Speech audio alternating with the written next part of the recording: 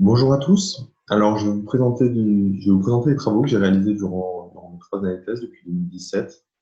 Donc, des travaux qui visaient à développer des méthodes statistiques pour l'IRM vasculaire et d'appliquer ces méthodes à la cartographie du cerveau épileptique. Donc, ces travaux ont été supervisés par Emmanuel Barbier et Florence Forme en collaboration avec Julien Arbel. Donc dans 2 laboratoires, le premier à l'Institut des neurosciences de Grenoble et à l'INRI. Donc je vais commencer avec un petit peu de contexte. Donc l'épilepsie, c'est une condition chronique qui est caractérisée par des crises d'épilepsie récurrentes. En accord avec l'OMS, on estime qu'il y a à peu près 50 millions de personnes qui souffrent d'épilepsie à travers le monde.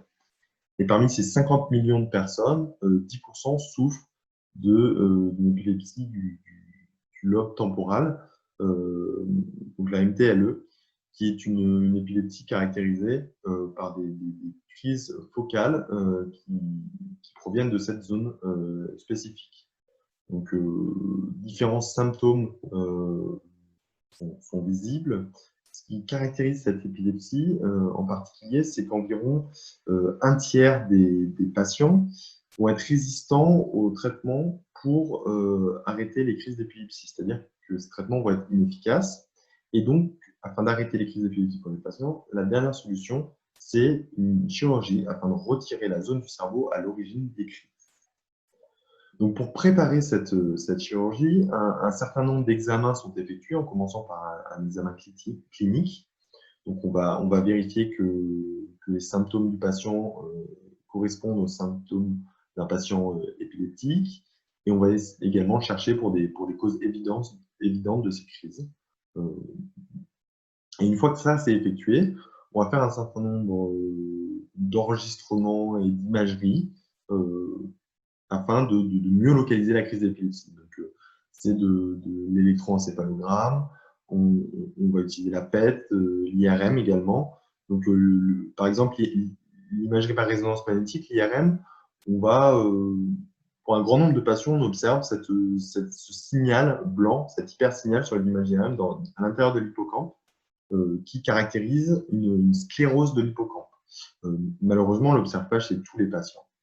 Donc, l'ensemble de ces méthodes combinées vont permettre une bonne identification de la zone. Et quand c'est nécessaire, on peut aller plus loin en utilisant des enregistrements intracrâniens, EEG, qui est une méthode invasive, donc, qui est effectuée uniquement si elle est justifiée.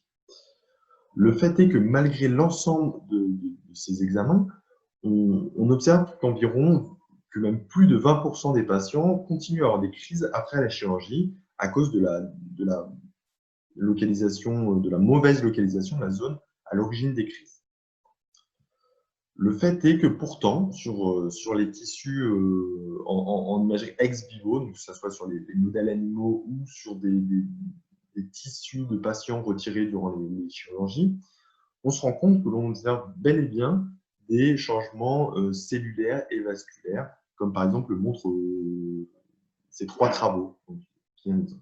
Donc l'idée, c'est est-ce qu'on peut se servir de ces changements? Est-ce qu'on est capable d'observer ces mêmes changements avec des imageries in vivo afin d'augmenter la localisation de la zone épileptique et de réduire le nombre de patients qui vont continuer à avoir des crises à la suite de la chirurgie? Donc c'est à l'intérieur de cette problématique que s'inscrivent mes travaux. Donc la thèse a été organisée autour de l'objectif d'utiliser les paramètres IRM afin d'automatiquement localiser les zones qui sont associées avec l'épilepsie.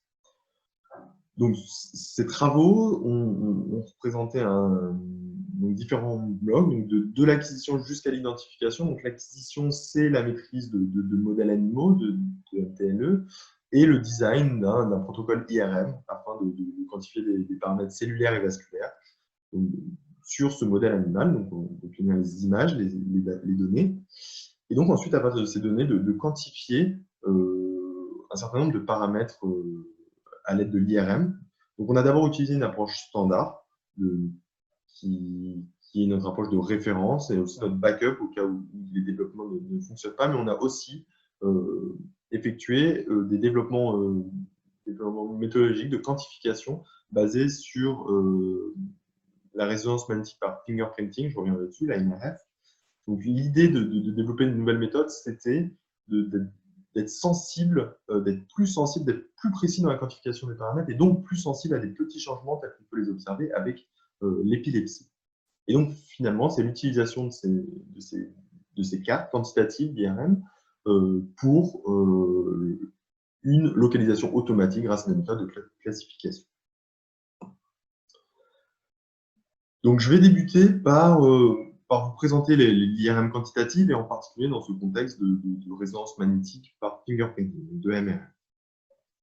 Donc l'approche classique en IRM quantitative, c'est d'effectuer un certain nombre d'acquisitions au cours du temps en accord avec un design de séquence, c'est-à-dire des excitations radiofréquences, les temps auxquels on fait ces excitations, les temps d'acquisition. Donc de faire l'ensemble des acquisitions en accord avec ce design de séquence qui est connu pour être sensible aux paramètres qu'on souhaite estimer. Par exemple, dans ce cas-là, pour chaque voxel, on peut obtenir l'évolution d'un signal qui est sensible, par exemple ici, à T2. Je reviendrai plus tard sur les paramètres IRM. Et si on veut effectuer la quantification de nouveaux paramètres, on doit effectuer une nouvelle acquisition en accord avec des nouveaux designs sensibles à ces nouveaux paramètres. Donc, par exemple ici, pour les mêmes voxels, des signaux sensibles à T1. Donc, on doit effectuer, grossièrement, on doit effectuer une acquisition pour chaque paramètre IRM que l'on souhaite quantifier. Une fois qu'on a fait cette acquisition, on applique une approche de quantification. Donc, l'approche standard, c'est ce qu'on a appelé la Closed Form Explosion Fitting, la CEF. Donc, c'est une méthode qui se base sur des modèles biophysiques qui décrivent l'évolution du signal en fonction des paramètres qu'on souhaite estimer. Par exemple, ici, ce modèle décrit l'évolution de ce signal au temps t en fonction de T2. Et ensuite, on va se servir d'un solver des moindres carrés non linéaires afin de fitter le signal et ainsi obtenir le paramètre d'intérêt, le paramètre T2 pour chacun des voxels. Donc on peut réappliquer cette méthode avec un autre modèle biophysique qui décrit l'évolution du signal, de ce signal-là en fonction du T1 et ainsi obtenir ce nouveau paramètre. Donc on est sur un modèle où on a une acquisition à la fois et on quantifie un paramètre à la fois. En 2013, Danma et ses collaborateurs ont introduit une nouvelle méthode qu'ils ont appelée la Magnetic Resonance Fingerprinting, la MRF, qui inclut une méthode de quantification qui se base donc sur on utilise les mêmes modèles biophysiques, mais pour ce coup-ci simuler des signaux à partir de différentes valeurs possibles de T2. Pour différentes valeurs de T2, on va simuler le signal qui va correspondre. Et ensuite, dans l'ensemble de ces signaux simulés, qu'on appelle un dictionnaire en MRF, on va effectuer le calcul de la distance entre le signal que l'on a observé, les signaux que l'on a observés et les signaux d'un dictionnaire afin de trouver celui qui est le plus proche, et qui minimise la distance. Et donc, on va pouvoir se servir du paramètre T2 qui a été utilisé pour simuler ce signal comme estimateur. C'est ce qu'on appelle la Dictionary Based Matching, la DBM. Et donc, une fois de plus, on peut effectuer la même approche en utilisant d'autres simulations pour décrire l'évolution du signal T2. Donc, on est toujours un paramètre à la fois. Mais en fait, ce qui est vraiment nouveau avec cette approche, c'est qu'en plus de cette nouvelle méthode de quantification, on a une nouvelle méthode d'acquisition qui est liée à cette méthode de quantification. En fait, cette méthode de quantification, elle est moins contrainte que l'approche CEF et elle peut être employée avec des longues séquences. Et donc, en particulier, dans ce papier initial, on présente des séquences qui sont quasi aléatoires et surtout sensibles à plusieurs signaux. Donc, par exemple, ici, c'est les deux premières séquences qui ont été proposées dans les travaux originaux. C'est les angles de bascule et les temps de répétition pour 500 acquisitions. Donc, on a toujours ces acquisitions au cours du temps. Et on obtient donc, pour chacun des voxels, des signaux en accord avec le design de la séquence. Et donc, on peut appliquer toujours notre méthode de matching, la DBM, et on va simuler un signal pour chaque combinaison possible de paramètres. On va prendre un certain nombre de valeurs pour T1, un certain nombre de valeurs multipliées. Pour chaque combinaison de T1, on va simuler un signal. Et on peut également envisager envisager quantifier des nouveaux paramètres, tels que par exemple des paramètres liés au champ magnétique, B0 et B1. Et on peut donc ainsi imaginer quantifier un grand nombre de paramètres. Donc on se retrouve ici avec une méthode, donc on fait une seule acquisition et une seule quantification, méthode de quantification, une seule procédure de quantification pour estimer un grand nombre de paramètres. Donc ça permet de vraiment accélérer et l'acquisition et la quantification. La principale limitation de cette approche, c'est que vu qu'on fait des combinaisons de paramètres, on a donc une taille du dictionnaire et une nécessité en simulation qui va augmenter de manière exponentielle en fonction du nombre de paramètres. C'est ce que j'ai représenté ici. C'est les tailles typiques que l'on peut avoir pour un certain nombre de paramètres. Et donc, de mon expérience, ce que j'ai observé, c'est que, du coup, avec un ordinateur performant, mais classique, on peut estimer jusqu'à 3 paramètres assez facilement.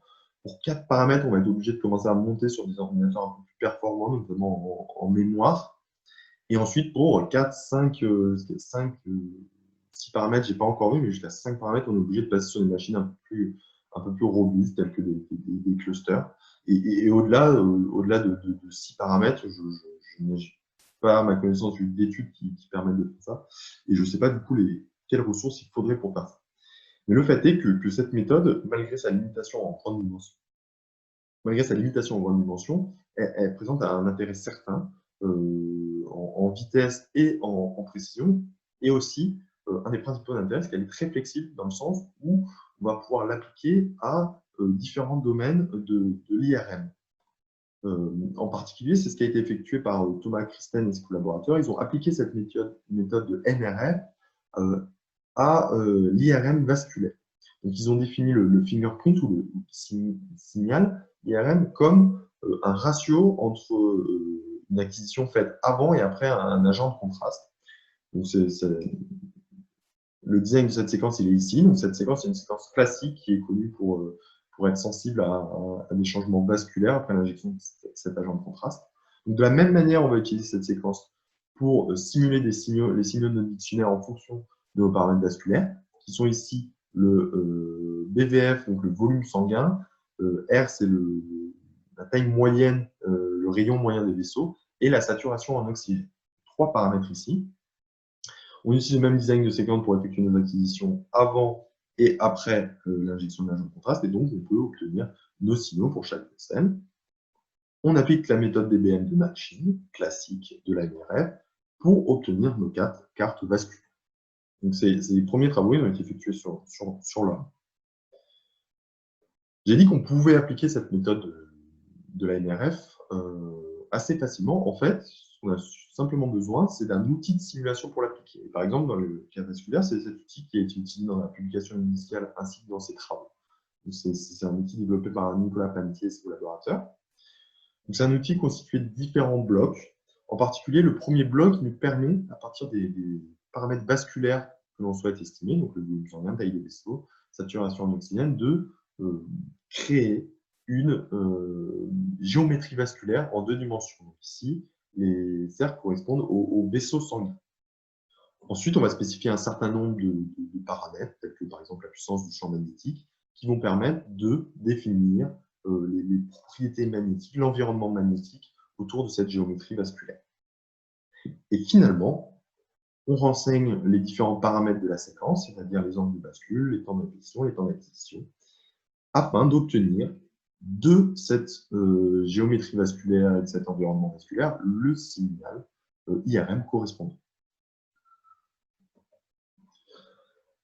Alors, le principal problème en IRM vasculaire, en MRF vasculaire, c'est comme l'on reportait les premiers travaux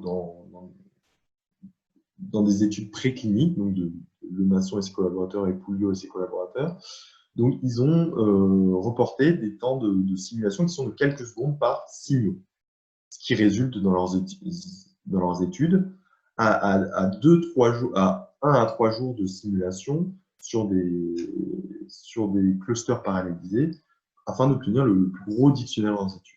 Donc, dans ces travaux, on est en accord avec ces temps, on est sur un peu moins de 3 jours. Et le fait est qu'on est sur des temps qui sont très conséquents, et on a aussi observé que du coup, la précision de la simulation aussi, elle est impactée, la précision de la quantification. Et donc, par exemple, Thomas Christen, dans un nouveau projet, a essayé de porter cet outil qui est limité à 2 dimensions pour l'instant, donc à 3 dimensions. Donc, ça fournit une très bonne simulation. Le principal problème, c'est qu'on est de l'ordre de plusieurs minutes pour un seul signal, ce qui fait qu'il lui faudrait plusieurs mois, années pour simuler les signaux afin d'effectuer les études précédentes. Malgré tout, malgré cette limitation de temps, tous ces travaux suggèrent que cette approche de la MRF vasculaire serait plus précise que les approches vasculaires standards que l'on a actuellement. Donc, la principale question, l'idée c'est d'utiliser cette méthode pour être plus précis, mais la principale question, c'est comment on fait pour réduire le besoin en simulation, pour appliquer ces méthodes-là. Donc, dans la suite, je vais présenter du coup comment on a répondu à cette dernière question. Donc, si je reviens donc, sur le problème, je fais un peu de formalisme en premier. Donc, dans la suite, je parlerai d'expérience numérique. Donc, quand je parlerai d'expérience numérique, en fait, on a des signaux IRM qu'on appellera Y, qui sont composés de S échantillons, et qui sont simulés à partir d'un vecteur de paramètres, de P paramètres, qu'on appellera X. Donc, voilà une petite illustration ici du coup de cette simulation, de ces signaux. Et donc, pour obtenir un dictionnaire, on va répéter cette opération autant de fois que l'on couple dans le dictionnaire, par exemple ici N fois. La même procédure peut être employée pour obtenir une base de données de test. Donc, on couple X, Y. Et dans cette donnée de test, on peut appliquer la méthode de quantification présentée, basée sur le dictionnaire simulé ici, pour estimer ce paramètre de vecteur. Et comme on a la vérité terrain, on peut calculer une erreur. Dans ces travaux, c'est la route mean square error de la RMSE. Donc, dans la suite, une expérience numérique sera complètement définie par le nombre d'entrées dans le dictionnaire et dans le jeu de test, ainsi que le nombre de paramètres. Et donc, le nombre d'échantillons est fixé à 128. Donc, si on revient sur le problème de la MRF, en fait, si on représente le dictionnaire dans l'espace des paramètres, ici en bleu, donc 2 paramètres ici pour l'illustration, on constate en fait qu'on va être limité à rechercher des solutions d'estimation à l'intérieur de notre grille. Donc, on discrétise l'espace. Donc, par exemple, si on a des signaux de test ici, donc ici, c'est les vraies valeurs qu'on cherche à estimer, en fait, le plus proche, le mieux qu'on pourra faire, c'est le plus proche dans la grille. Donc, par exemple, pour ces 5 signaux de test, on va pouvoir calculer une erreur qui correspond à la distance moyenne calculée selon le critère de la RMSE. Et donc, si on augmente le nombre d'entrées dans la grille, on densifie la grille, on se rend compte qu'on va réduire cette erreur. Donc, c'est une approche qui marche très très bien en faible dimension, mais comme je l'ai dit précédemment, ici on a 2 dimensions, mais si on veut augmenter la dimension, le nombre de paramètres que l'on souhaite estimer, on va très rapidement se retrouver face à des contraintes informatiques de ressources. Donc, en pratique, on ne peut pas utiliser cette méthode en grande dimension, comme je l'ai expliqué avant. Donc, pour répondre à cette problématique, un certain nombre de travaux ont été présentés depuis la publication initiale et l'introduction de la MRF. Donc, les premières approches qui ont été utilisées depuis 2014, c'est de réduire la taille du dictionnaire qui est manipulé durant les différents calculs. Donc, 2 approches. La première, ça a été de prendre le dictionnaire et de le compresser afin d'avoir un plus petit dictionnaire, tout en minimisant la perte d'informations. Ou alors, ça a été de diviser ce gros dictionnaire en sous-dictionnaires de plus petite taille, de manière à toujours manipuler un plus petit dictionnaire. Mais le fait est que ça ne réduit pas le nombre de simulations, puisqu'à chaque fois, on a besoin, quand même au départ, d'un gros dictionnaire. Et plus récemment, en 2017, qui correspond au début de ma thèse, des nouvelles approches qui sont basées sur l'apprentissage, des méthodes d'apprentissage, ont été présentées. Donc, l'idée, c'est d'utiliser le dictionnaire afin d'apprendre la relation qu'il existe entre l'espace des signaux et des paramètres. Donc, ça a été fait en utilisant une modélisation via du deep learning, des réseaux de neurones, différentes architectures, et aussi des méthodes statistiques telles que des régressions avec des noyaux, où dans ces travaux, moi directement, j'ai proposé d'utiliser GLIM, qui correspond aux gaussiennes, qui sont localement linéaires, une relation localement linéaire. Je reviendrai dessus un peu plus tard. Et l'idée, c'est est-ce que ces travaux à base d'apprentissage pourraient, eux, être utilisés pour conserver des bonnes performances en utilisant moins d'entrées dans le dictionnaire. Donc, c'est ce qu'on verra dans la suite. Donc, au niveau de l'approche que moi j'ai présentée, donc l'idée c'était d'utiliser cette approche de régression par GLIM. Donc, cette méthode, en fait, le principal intérêt de cette méthode, c'est qu'elle inverse les rôles des entrées-sorties de manière à détourner un problème que l'on a en régression qui correspondent à des grandes vers des petites dimensions. Donc, le vecteur de paramètres suit un mélange de cas gaussiennes. Et donc, la relation qui lie le signal IRM à ces paramètres, c'est une somme de transformations affines plus un terme d'erreur en fonction des parties de l'espace. Donc, ce terme d'erreur, il inclut aussi bien l'erreur, le bruit sur les signaux que l'erreur due à l'approximation d'une transformation affine.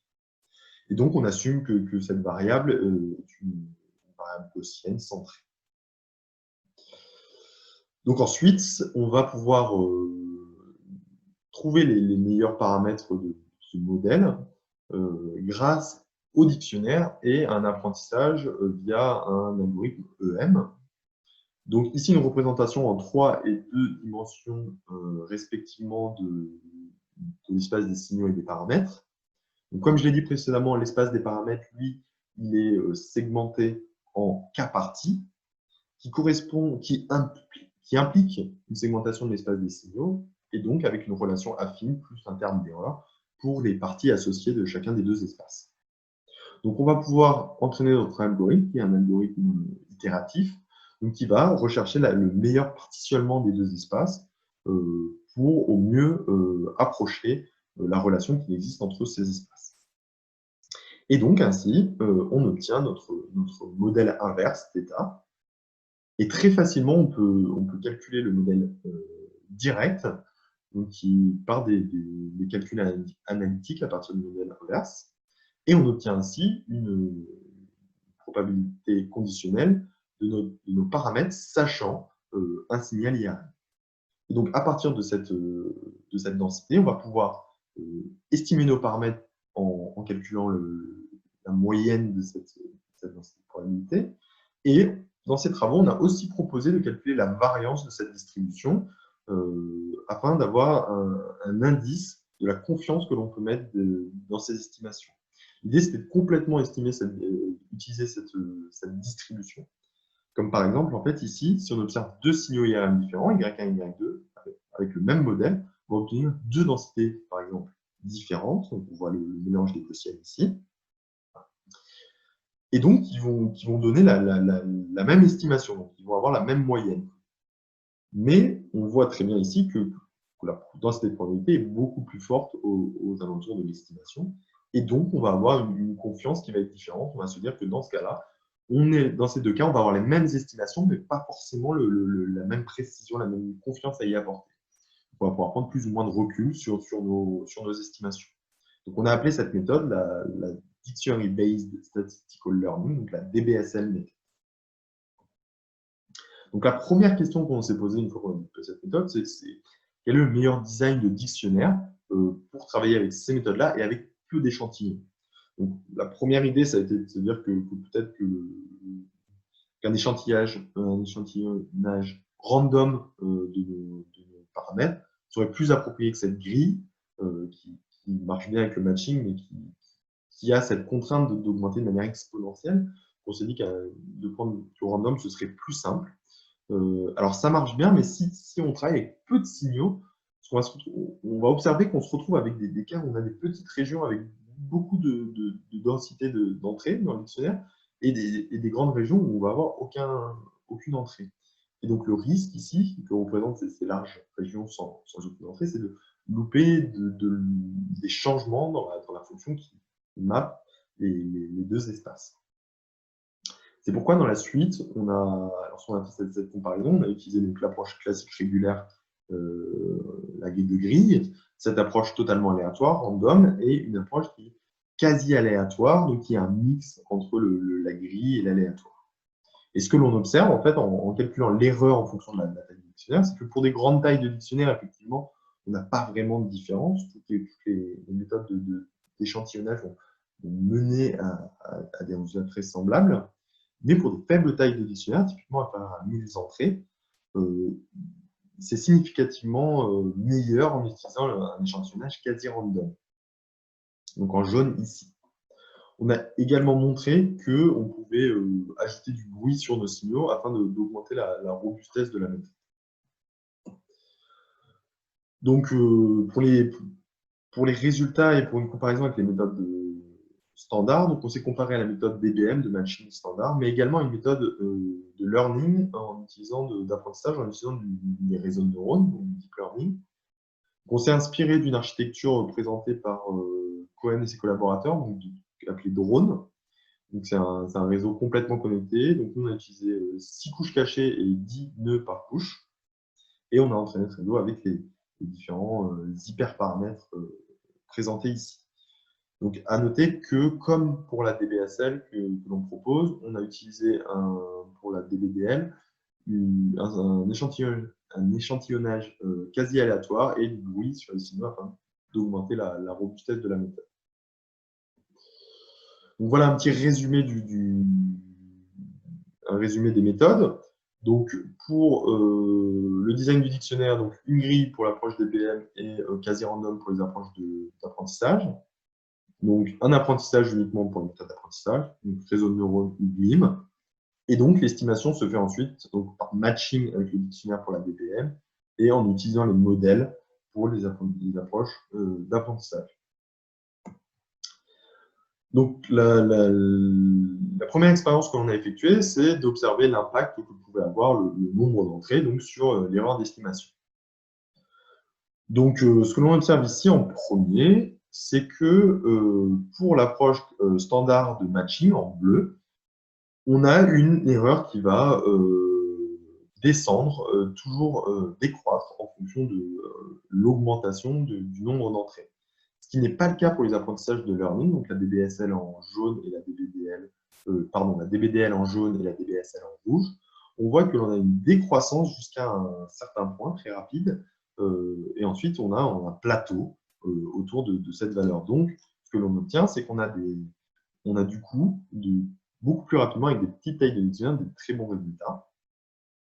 Et donc, dans ce cas-là, avec peu de bruit ajouté sur l'édition de test, donc c'est là qu'on va se pour l'instant, on a la méthode par deep learning, la DBDL, qui est un petit peu plus performante que la DBS. Et à un certain point, en fait, la DBDM sera toujours meilleure puisqu'elle continue d'écouter. Ensuite, on a étudié l'impact d'ajouter du bruit, donc là avec un SCR beaucoup plus important, donc un SCR de 20. Et l'on observe pour les 2 dimensions de paramètres, on observe que pour toutes les méthodes comme attendu, on a une augmentation de l'erreur, du bruit, à l'ajout de bruit. Mais dans ce cas-là, on voit que la DBSL, la méthode que l'on propose, est toujours meilleure que les 2 autres méthodes. Donc on a pour la DBSL vraiment une bonne performance pour les petites tailles de dictionnaire, même dans des conditions où on a beaucoup de bruit sur nos signaux. Ensuite, on a étudié l'impact de la taille du dictionnaire sur les contraintes de ressources informatiques, donc le temps notamment. Donc au niveau de l'apprentissage pour les méthodes, donc on observe que la DBSL, au niveau des temps d'apprentissage, on a une méthode qui est beaucoup plus rapide pour les petites tailles de dictionnaire. Et ensuite, les méthodes ont des résultats qui sont semblables, avec une petite amélioration pour la méthode de deep learning sur une implémentation GPU qui était disponible. C'est un des avantages de deep learning. Et au niveau des temps d'estimation, la première chose que l'on observe clairement, c'est que pour nos méthodes d'apprentissage, on n'est pas du tout dépendant de la taille du dictionnaire, alors que la méthode DBM, plus on va augmenter le nombre d'entrées, plus on va avoir des temps d'estimation qui vont augmenter jusqu'à devenir relativement conséquent pour des grandes tailles de dictionnaire. Donc on a une méthode, la méthode deep learning a un ordre de magnitude plus rapide et encore plus rapide avec l'implémentation GPU ici. Donc, concernant la DBSL, on a quand même une méthode qui ne dépend plus de la taille du dictionnaire et qui est relativement rapide, de l'ordre de la seconde, avec une légère influence du nombre de paramètres dans ce cas-là. Et si on observe un peu les tailles des objets manipulés, donc pour la DBDL, c'est la taille du dictionnaire, donc on a toujours besoin du dictionnaire. Mais dans le cas de la DBSL, on est sur quelques mégaoctets, très peu de ressources nécessaires qui correspondent juste au stockage du modèle. Finalement, on a appliqué cette méthode sur des données réelles, donc qui ne sont pas les données de souris épileptiques, ce sont des données provenant de rats qui portaient des tumeurs. Ici, un modèle de tumeur 9L, qui est délimité ici par le trait vert. Donc, pour une taille de dictionnaire standard, on observe qu'on va obtenir, pour les méthodes d'apprentissage, des cartes qui sont beaucoup plus propres spatialement que pour la DBM. On va avoir ces points jaunes et ces valeurs aux bornes du dictionnaire un petit peu partout. On a des estimations qui sont relativement précises dans le sens où on va observer donc ces traits-là qui correspondent à des grosses structures vasculaires qu'on observe sur le VSI et le BVR, et donc une augmentation de la taille du volume sanguin et un peu de la taille des vaisseaux à l'intérieur de cette tumeur. Donc on observe aussi que pour la méthode proposée, on a du coup une carte de confiance sur les paramètres. Ensuite, on a effectué du coup cette même étude avec des dictionnaires beaucoup plus petits, de l'ordre du millier d'entrées, plusieurs milliers d'entrées. Donc on l'a fait sur les méthodes de learning uniquement. Et donc, ce que l'on observe, c'est qu'on peut toujours bien lire ces structures vasculaires. On a toujours des estimations qui semblent assez proches de ce qu'on avait avec le grand dictionnaire. Et une particularité, c'est que malgré cette petite taille et ces plus petites bornes du dictionnaire pour le volume sanguin, par exemple, on a des estimations qui sortent des valeurs obtenues avec le dictionnaire et beaucoup plus proches de ce qu'on avait avec le grand dictionnaire, à la différence du deep learning qui, lui, est malheureusement borné à ce petit dictionnaire. Donc là, un avantage du coup, c'est cette généralisation en petite dimension de notre approche. Donc, finalement, on a voulu terminer cette étude en essayant de quantifier l'erreur que l'on faisait avec l'ensemble de ces méthodes dans le cadre de ces signaux vasculaires d'IRM. Donc ici, ce sont les erreurs pour le volume sanguin et la taille des vaisseaux dans différentes conditions et en fonction de la valeur réelle. Donc, ce que l'on observe d'abord, c'est qu'on a pour les méthodes de learning en jaune et en rouge des performances qui sont beaucoup plus faibles que l'approche standard en violet, mais également de l'approche matching en bleu. Et notamment, on observe la ligne pointillée qui correspond à la confiance moyenne. On observe que cette confiance moyenne, elle matche bien, elle correspond bien à peu près à l'erreur que l'on obtient. Donc, en plus de réduire l'erreur de quantification par rapport aux approches plus standards, on a une estimation de l'erreur qui pourrait être utilisée dans ces cas-là.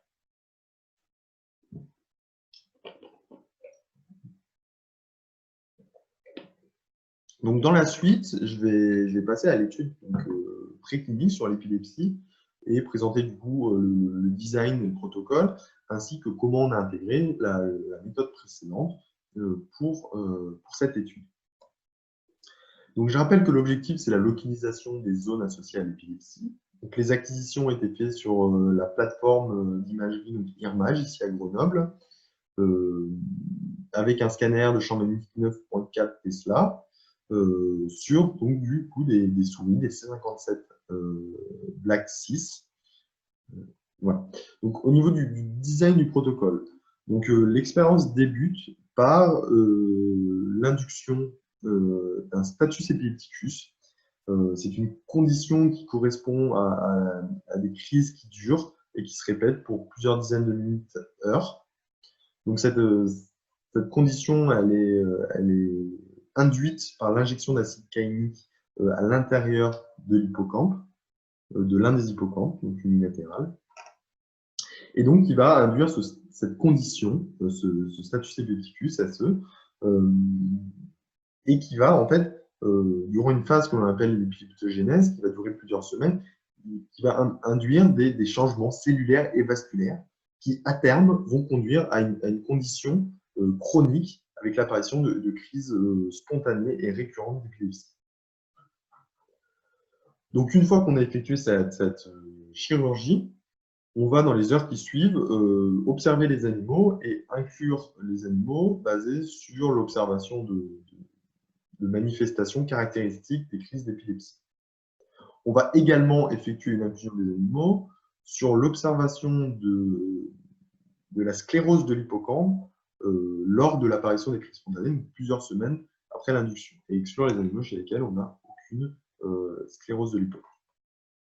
Donc cette sclérose de l'hippocampe, elle est aussi validée puisqu'elle correspond à des changements cellulaires qui sont observables, par exemple ex vivo ici, avec cette dispersion des cellules et cette mort cellulaire. Donc une fois que ces contrôles ont été faits, on effectue l'imagerie des animaux à 2 temps, donc quelques jours après le status epilepticus et plusieurs semaines après. Donc une première période qui va correspondre à l'apparition des changements, juste après cette condition, et plus tard lorsque la condition chronique est instaurée. Donc c'est un protocole qui va durer un peu plus d'1 heure avec la préparation des animaux, l'injection des agents de contraste. Donc ce protocole il va permettre d'estimer 7 paramètres IRM, donc pour 4 d'entre eux qui vont être estimés avec la méthode classique CEF, et pour 3 d'entre eux, donc les paramètres plus vasculaire et la saturation en oxygène des tissus, on va avoir appliqué cette méthode présentée précédemment, la DBSL, puisque ça conduisait à des résultats qui étaient un petit peu plus précis. Et finalement, une fois que la deuxième acquisition IRM est effectuée, on va fixer les cerveaux des animaux afin de faire de l'imagerie ex vivo et de ainsi pouvoir comparer les résultats obtenus avec l'IRM avec les résultats plus précis d'imagerie ex vivo.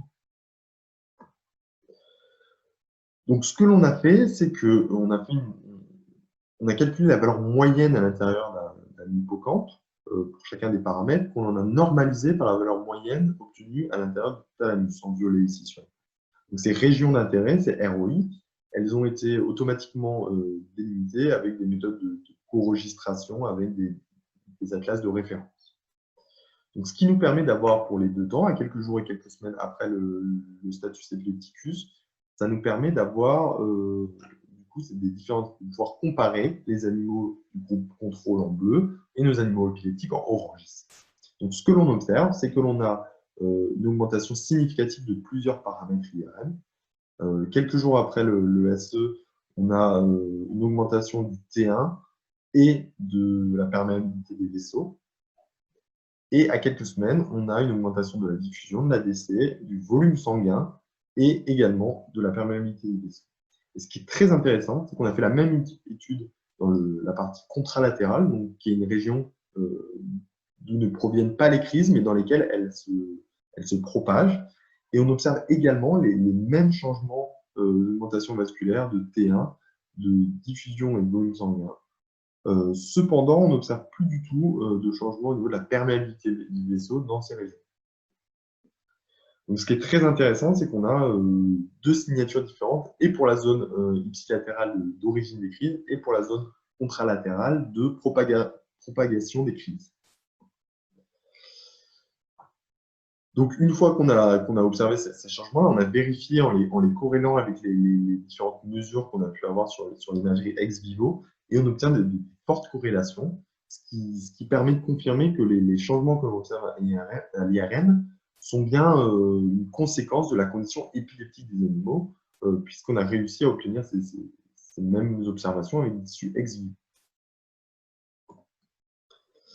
Et finalement, cette étude, l'objectif étant l'identification automatique des régions associées d'intérêt, on a utilisé différentes approches de quantification, plus ou moins standards, afin d'être capable d'identifier 3 zones différentes, donc les animaux du sein, donc les animaux CHAM, et les 2 zones qui correspondent aux hippocampes ipsilatéral et contralatéral, c'est-à-dire à l'origine de la crise d'épilepsie et la zone dans laquelle les crises vont se propager. Donc, ces tableaux, ce sont les précisions des estimations en pourcents. Chaque ligne correspondant à une méthode de quantification et chaque colonne a un paramètre IRM. Et on a résumé en moyenne pour chaque paramètre IRM le score moyen. Donc, ce que l'on observe d'abord, c'est qu'on n'est pas très dépendant de la méthode de quantification. Quelques différences, mais globalement, les résultats sont assez cohérents.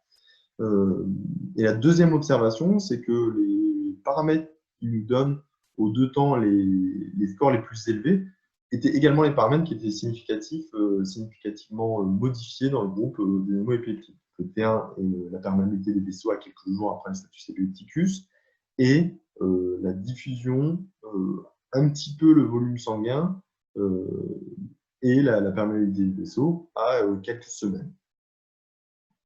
Donc, la seconde interrogation qu'on a eue face à ces scores, qui étaient bons, mais qui n'étaient pas encore très élevés, c'est est-ce qu'on peut faire, puisqu'on a différents paramètres IRM qui produisent des changements significatifs dans le contrôle, est-ce qu'on peut les combiner? Donc, on a regardé s'ils étaient corrélés entre eux, c'est-à-dire s'ils portaient la même information, ce qui n'est pas le cas pour l'ensemble des paramètres, à l'exception du volume sanguin et de la taille des vaisseaux, qui, eux, sont très corrélés, de l'ordre de 0.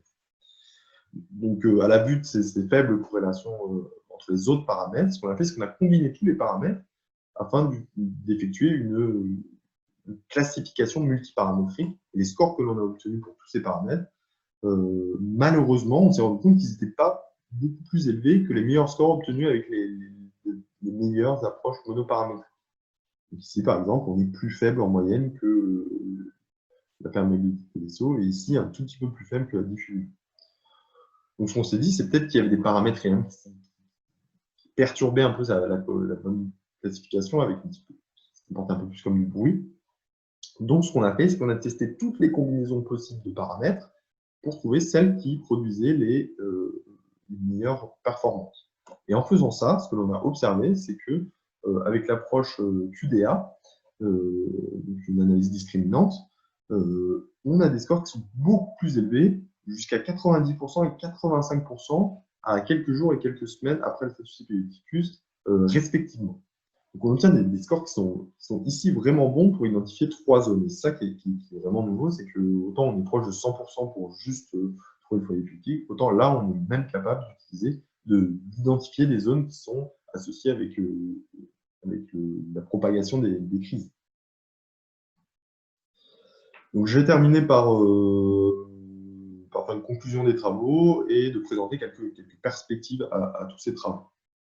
Donc d'abord sur l'approche méthodologique, donc j'ai présenté une nouvelle approche, donc la Dictionary Based Statistical Learning Quantification, donc qui est une approche qui permet de pousser plus loin la MRF en résolvant un certain nombre de problèmes dus à des contraintes de mémoire et de temps lors des calculs. Et notamment, cette approche a permis de travailler avec moins de données, ce qui va permettre d'appliquer la MRF dans des applications complexes où les temps de simulation sont très élevés, tels que le vasculaire dans cette étude. Et ce qui est vraiment nouveau dans ces travaux, c'est qu'en plus, ce qui est vraiment nouveau dans ce domaine, c'est qu'en plus d'avoir les estimations, on a un indice de la confiance que l'on peut porter à ces paramètres. Et ça, c'est vraiment nouveau et on pense vraiment que dans des domaines critiques tels que la médecine, ça peut vraiment avoir un bon intérêt. Donc, quelques expériences qui ont été effectuées également, avec lesquelles je n'ai pas parlé ici. On a comparé notre méthode dans des applications plus classiques de la MRF, avec l'estimation des temps de relaxation T1, T2 et de P0. Ces applications différentes, elles impliquaient de pouvoir gérer des données complexes, mais également des signaux très perturbés par un bruit qu'on appelle d'aliasing, qui est dû à un sous-échantillonnage au cours de l'acquisition, afin d'accélérer l'acquisition. Et j'ai également effectué quelques travaux avec des considérations spatiales, c'est-à-dire en considérant les voxels adjacents à celui qu'on cherche à estimer, afin d'encore augmenter la précision de l'estimation. Donc l'ensemble de ces travaux ont été présentés à différents congrès nationaux et internationaux et ont été soumis à I3E PMI et sont actuellement en révision. Quelques limitations c'est que malheureusement, on a pu se comparer là, on s'est comparé que pour la DBDR à une seule architecture, un fully connected, alors qu'on sait que des réseaux convolutionnels sont aussi utilisés, donc ça serait bien de pouvoir se comparer à ces réseaux-là également. Du coup, estimer les performances de notre méthode sur des vraies données, des applications standards de MRF, et notamment d'améliorer la gestion de ces nombres complexes, qui est important dans ces applications-là, et du coup de continuer notre investigation sur ces considérations spatiales, comme ça peut être fait en ce moment. MRF, c'est utilisé notamment pour les réseaux de neurones.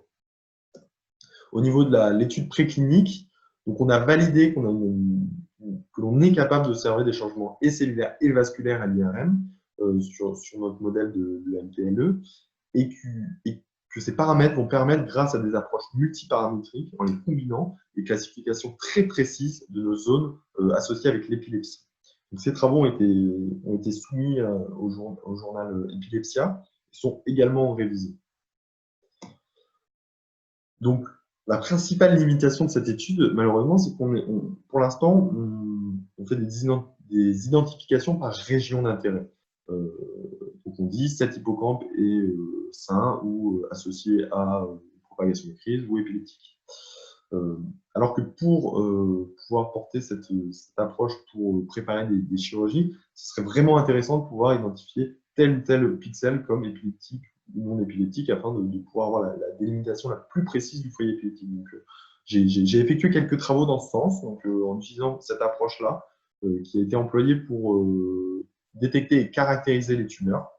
Donc voilà, pour l'instant, ce n'était pas très concluant, mais on peut aller plus loin. Il y a des méthodes qui existent et il faut vraiment tester ces méthodes-là pour avoir une solution complète pour pouvoir un transfert clinique. D'ailleurs, le transfert clinique est en cours avec un projet de porter ça avec l'estimation de l'impact de traitement sur l'épilepsie, d'observer les changements que ça peut avoir sur ces marqueurs IRM. Donc, évaluer la méthode avec d'autres modèles MTLE aussi pour renforcer la robustesse de la méthode, et d'exploiter encore plus la MRF pour accélérer les acquisitions telles quelles. Pour une application clinique, c'est un peu long le protocole, enfin, c'est trop long, et donc étendre la MRF aux autres paramètres et optimiser de nouvelles séquences afin d'encore accélérer. Donc ça, c'est des travaux qui sont effectués par un nouveau doctorant dans l'équipe. Également, durant ces travaux, j'ai effectué différents développements de logiciels, et notamment j'ai participé à ce projet qui était porté par Clément Brossard, donc le développement d'un outil qui s'appelle MP3, qui permet de créer et d'exécuter des pipelines pour l'étude d'images multiparamétriques. Donc, il inclut un data management, donc une gestion de base de données, vue des images, avec quelques statistiques que l'on peut effectuer. On peut importer des données de différents formats constructeurs, Docker, Philips, et du coup un gestionnaire de pipeline. Donc, tous ces codes sont disponibles en ligne, ou sur GitHub ou sur le site de MATLAB. Et donc, c'est un travail qui a été accepté récemment, cette année. J'ai également développé à l'intérieur de ce logiciel du coup, un module qui permet d'appliquer la MRF vasculaire. Donc, j'ai implémenté les 3 méthodes. Donc, les 3 méthodes peuvent être employées pour réeffectuer sur des nouvelles données. Pour quelqu'un qui ne connaît pas la programmation peut très bien utiliser cet outil sous MATLAB. Donc, le code est également en ligne. Donc, toutes mes expériences sont possibles. Toutes les figures peuvent être reproduites et les données vont être dans le futur partagées. Un grand merci à tous les collaborateurs qui ont rendu ça possible, notamment les gens de Montpellier, de l'ANR, Nicolas et Emma, et ici à Grenoble, Antoine de Police, qui ont été d'un grand support sur toute la partie biologie et modèle animal, et qui ont collaboré du coup à l'écriture du papier dans l'épilepsie. Du coup, Florence, Julien, Almeria en support sur toute la partie méthodologie.